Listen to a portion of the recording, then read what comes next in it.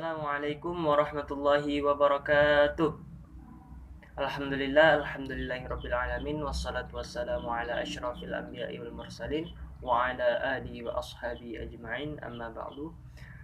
Bersyukur kita atas kehadirat Allah Subhanahu wa taala dengan melafazkan alhamdulillahirabbil alamin. Kemudian bersalawat kita atas Nabi Muhammad sallallahu alaihi wasallam dengan melafazkan Allahumma shalli ala sayyidina Muhammad wa ala ali sayyidina Muhammad. Baiklah, tanpa memperpanjang mukaddimah, langsung saja. Sebelumnya perkenalkan, nama saya Muhammad Ikhlas Nasution, asal prodi Pendidikan Sejarah, Fakultas Keguruan dan Ilmu Pengetahuan. Pada kesempatan ini saya akan menjawab pertanyaan ujian akhir semester mata kuliah Sejarah Indonesia Masa Islam yang diampu oleh Bapak kita, Bapak Profesor Dr. S. Joni, kemudian Bapak Nurdiansyah MPD. Baiklah, langsung saja kita masuk soal pertama. Terangkan secara singkat dan jelas tentang peradaban Islam Nusantara yang juga menampilkan ciri-ciri dan karakter yang khas, relatif berbeda dengan peradaban Islam di berbagai wilayah peradaban Islam lainnya. Baiklah, saya akan menjawab, yakni jawaban saya adalah saya akan menjawab terlebih dahulu tentang peradaban Islam Nusantara. Kedatangan Islam ke Indonesia dimulai ketika negeri Indonesia menjadi pusat perdagangan di benua Asia dan juga pusat perdagangan, bisa dikatakan pusat perdagangan seluruh dunia. Pusatnya adalah di daerah Kerajaan Sriwijaya yang terletak di Sumatera. Daerah ini adalah tempat berlabuh para pedagang yang berlayar dari wilayah mereka. Dan termasuk juga para pedagang yang berasal dari Timur Tengah, yang mana kita ketahui bahwasannya negara Timur Tengah ini lebih awal memeluk agama Islam daripada negara-negara lainnya. Karena zaman dahulu tidak secanggih zaman sekarang ini, menyebabkan para pedagang pada saat itu berlayar ke Indonesia hanya memanfaatkan kekuatan dari alam, yaitu memanfaatkan angin untuk berlayar, melakukan perdagangan dan perjalanan pulang menuju tempat asal mereka. Hal ini menyebabkan tidak sembarang waktu mereka bisa untuk seketika setelah melakukan perdagangan di Indonesia lalu balik atau pulang menuju tempat atau asal mereka. Mereka harus terlebih dahulu menunggu musim angin, yang mana guna angin tersebut adalah untuk mendorong kapal mereka untuk sampai ke tempat asal mereka. Oleh karena keadaan tersebut, kebanyakan para pedagang memilih berdiam diri sementara di Nusantara sambil menunggu musim angin yang tepat yang akan mengantarkan mereka kembali ke tempat asal mereka masing-masing.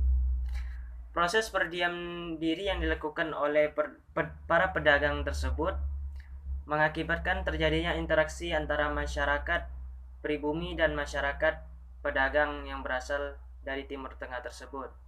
Sehingga terjadilah akulturasi budaya yang menyebabkan agama Islam menyebar ke seluruh Indonesia. Peradaban Islam Nusantara menampilkan ciri-ciri dan karakter yang khas sebagai berikut. Yang pertama, perpaduan dengan budaya yang telah berkembang di Nusantara. Kemudian, peniruan peradaban yang telah berkembang di Gujarat. Kemudian yang ketiga, pengadopsian utuh budaya Arab. Yang keempat, penggabungan budaya Gujarat dan Arab. Dan yang terakhir adalah penggabungan budaya Gujarat, Arab, dan Persia. Langsung saja kita lanjut ke soal yang nomor 2, yaitu soalnya adalah coba saudara sebutkan dan jelaskan bagaimana hasil proses akulturasi antara kebudayaan pra-Islam dengan ketika Islam masuk ke Nusantara dalam bentuk fisik dan non-fisik. Baiklah, langsung saja akan saya jawab, yakni yang mana hasil dari akulturasi budaya pra-Islam ketika Islam masuk ke Nusantara berawal dari akulturasi yang diciptakan oleh masyarakat pedagang yang berasal dari Timur Tengah yang berlayar ke bumi Indonesia, kemudian melakukan interaksi dengan masyarakat pribumi sehingga menghasilkanlah akulturasi budaya dari hasil interaksi tersebut, yang mana akulturasi tersebut bisa kita bedakan menjadi dua bagian, yakni akulturasi dalam bentuk fisik yang mana bisa kita lihat dari segi bangunan. Segi bangunan yang paling menonjol pada kehidupan Islam adalah seni bangunan masjid. yang mana seni bangunan masjid ini yang berfungsi utama sebagai tempat beribadah. Selain itu juga sebagai pusat kebudayaan bagi orang-orang muslim. Ciri-ciri masjid kuno di Indonesia adalah sebagai berikut. Yang pertama, beratap tumpang atau bersusun, semakin ke atas semakin kecil. Tingkat paling atas berbentuk limas dan jumlah tumpang biasanya ganjil. Kemudian yang kedua, tidak ada menara tempat orang mengumandangkan azan. Dan yang ketiga, biasanya didirikan di ibu kota dan istana kerajaan. Kemudian bisa kita lihat jika dalam bentuk fisik yaitu ukiran. Dalam Islam seni patung dilarang karena dalam Islam dilarang meniru bentuk manusia atau makhluk secara keseluruhan. Maka dari itu seni patung pada masa itu tidak berkembang. Yang berkembang adalah seni ukiran, yang mana seni ukiran yang berkembang pada masa tersebut berkembang dalam motif daun-daunan, bunga-bungaan, kemudian yang terakhir adalah kaligrafi huruf Arab. Dan dalam bentuk non-fisik kita bisa lihat dari budaya itu sendiri, yang mana budaya peringatan 10 Muharram. Kemudian juga sama-sama kita ketahui adanya peringatan Maulid Nabi Shallallahu Alaihi Wasallam untuk memperingati kelahiran Nabi Muhammad SAW. Dan yang ketiga adalah upacara tabuik yang ada di Sumatera Barat. Langsung kita lanjut ke soal yang ketiga, yaitu coba saudara jelaskan dan uraikan bagaimana peran ulama dalam kerajaan Islam di Nusantara. Baiklah, saya akan menjawab pertanyaan nomor 3. Sama-sama kita ketahui bahwasannya ulama tidak hanya berperan andil dalam kehidupan keagamaan saja, namun juga terlibat berperan andil dalam kehidupan politik, terutama kehidupan kerajaan. Peran ulama dalam kerajaan antara lain adalah yang pertama memperkokoh kedudukan pemimpin yang sedang duduk di singgasana. Kemudian yang kedua sebagai penerjemah ajaran Islam ke Indonesia, dan yang ketiga adalah sebagai penasehat untuk menghasilkan hukum di dalam kerajaan. Kemudian ulama juga berperan sebagai pembimbing dan penasehat dalam aktivitas sosial keagamaan dalam kerajaan tersebut. Bimbingan dan nasihat dilakukan melalui pengajian agama, konsultasi dengan ulama secara tatap muka, dan sebagainya. Yang mana hal ini tidak dapat kita hilangkan peran ulama yang telah berkontribusi dalam membina perilaku keagamaan masyarakat di kerajaan. Nomor 4. Jelaskan apa penyebab timbulnya perang saudara pada Kesultanan Aceh. Baiklah, saya akan menjawab pertanyaan nomor 4. Jika dilihat dari pengertian perang saudara tersebut adalah perang yang terjadi antar sesama etnis yang dilatar belakangi dengan perbedaan pendapat, keinginan, dan lain-lain. Dan itu terjadi pada Kesultanan Aceh ini, yang mana perang saudara di Kesultanan Aceh tersebut terjadi karena kesalahpahaman dan perbedaan pendapat di kalangan Teuku dan Tengku, sehingga terjadilah perselisihan antara mereka dan terciptalah peperangan saudara tersebut. Kemudian ada sebab-sebab khusus penyebab terjadinya peperangan saudara di Kesultanan Aceh tersebut adalah sebagai berikut. Yang mana Belanda menuntut agar Aceh mengakui kedaulatan Belanda di Aceh pada tanggal 22 Maret 1873. Aceh menolak tuntutan Belanda tersebut. Setelah itu, 4 hari kemudian Belanda mengumumkan secara resmi perang terhadap Aceh. Pada tanggal 26 Maret 1873, pihak kolonial melakukan penyerangan yang ditandai dengan penembakan meriam dari kapal perang bernama Citadel van Antwerpen ke daratan Aceh. Pada soal yang nomor 5, yang mana soal tersebut adalah uraikan serta jelaskan bagaimana perlawanan bangsa Indonesia terhadap kolonialisme. Baiklah, saya akan menjawab pertanyaan nomor 5. Sama-sama kita ketahui perjuangan rakyat Indonesia dalam mengusir berbagai macam kolonialisasi di negeri ini tidaklah mudah. Yang mana rakyat Indonesia yang masih jauh dari kata modernisasi pada saat itu, yang hanya bergantung pada kekuatan alam dan fisik mereka. Lain halnya dengan penjajah atau koloni yang menjajah Indonesia. Mereka berbekal persenjataan yang lengkap untuk menguasai Indonesia. Hal itu menyebabkan perjuangan masyarakat Indonesia mengusir kolonialisasi di negeri ini tidaklah mudah yang seperti kita bayangkan saat ini. Namun perjuangan dari rakyat Indonesia itu berbuah hasil yang manis, yang mana masyarakat Indonesia mampu mengusir kolonialisasi yang ada di dalam negeri ini, menepis setiap kata kekalahan dan berhasil memerdekakan diri sebagai Indonesia yang merdeka. Berikut contoh-contoh perlawanan rakyat Indonesia. Yang pertama, Perang Gerilya Jenderal Sudirman. Yang kedua, Perang Puputan Margarana. Yang ketiga, Bandung Lautan Api. Dan yang keempat adalah Perang Diponegoro.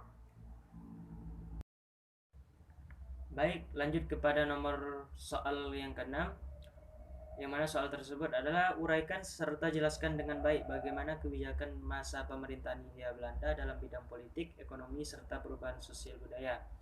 Baik, saya akan menjawab dari bidang politik, yang mana pada masa pemerintahan kolonial Belanda, kekuasaan kerajaan di Nusantara menurun karena adanya intervensi dari pemerintahan kolonial Belanda. Yang mana sama-sama kita ketahui bahwasannya politik Belanda ini mengembangkan paham yang kita kenal dengan sebutan divide et impera atau politik adu domba. Melalui divide et impera, pemerintahan kolonial Belanda berhasil mempengaruhi penguasa-penguasa di daerah untuk tunduk terhadap kekuasaannya, yang mana kemudian Belanda berhasil membuat suatu peraturan dan kebijakan baru seperti membagi wilayah Hindia Belanda khususnya Jawa menjadi 9 bagian.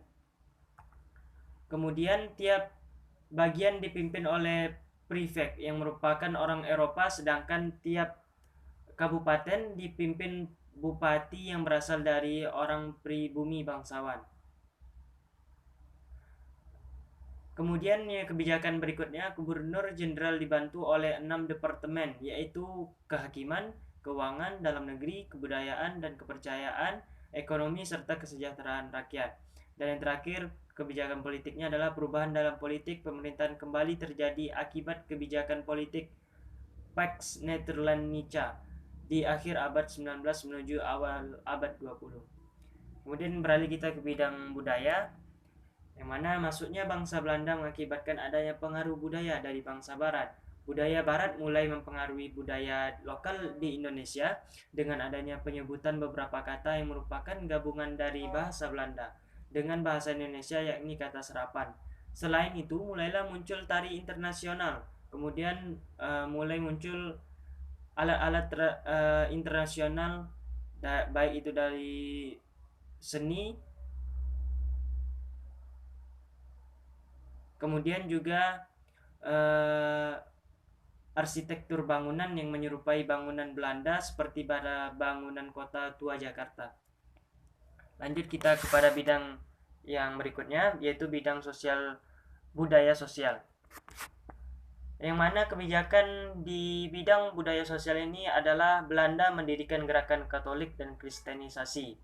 Dan yang terakhir, pada bidang ekonomi, masa pemerintahan Belanda, sama-sama kita ketahui bahwasannya Belanda ini menerapkan sistem tanam paksa, yang mana diperkasai oleh Raffles, seorang jenderal Belanda yang menggunakan masyarakat Indonesia untuk bekerja tanpa diberi upah.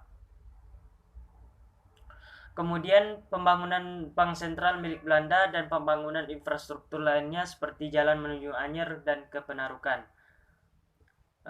Dalam ini kita ketahui biasanya disebut dengan kerja rodi atau kerja paksa. Baik, dan yang terakhir adalah soal yang nomor 7, yang mana soal tersebut adalah masa pergerakan nasional merupakan periode penting dalam perjuangan kemerdekaan. Kenapa demikian? Uraikan pandangan Anda tentang hal tersebut. Baik, saya akan langsung menjawab pertanyaan tersebut. Pergerakan nasional merupakan periode penting dalam perjuangan kemerdekaan di Indonesia karena merupakan istilah yang digunakan untuk menyebut satu fase dalam sejarah Indonesia, yaitu masa perjuangan mencapai kemerdekaan pada kurun 1908 sampai 1945. Mencapai kemerdekaan bersama sebagai bangsa merupakan cita-cita nasional dari pergerakan ini, karena pada masa ini munculnya berbagai organisasi yang disebut dengan organisasi pergerakan nasional. Organisasi tersebut dibentuk sebagai sarana perjuangan bangsa Indonesia untuk terlepas dari penjajahan kolonialisasi oleh para negara penjajah. Salah satunya yaitu organisasi Budi Utomo, Sarekat Islam, Indis Party, Himpunan Indonesia, Indis Sosial Demokratis Vereniging atau disingkat dengan ISDV. Dan yang terakhir adalah Partai Nasional Indonesia.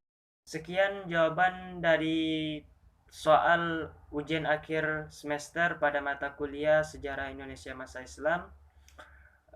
Lebih dan kurangnya saya mohon maaf. Saya sudahi dengan Assalamualaikum warahmatullahi wabarakatuh.